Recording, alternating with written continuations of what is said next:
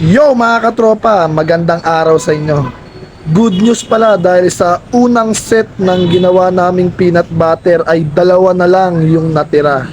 Unang-una, nagpapasalamat ako sa Diyos dahil ginabayan niya kami sa paggawa ng aming produkto at saka maraming bumili.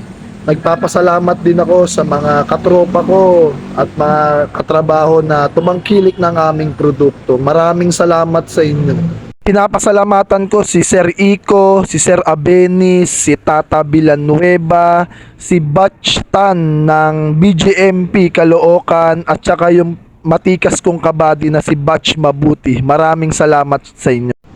At dahil dyan, gagawa kami ng pangalawang set ng peanut butter.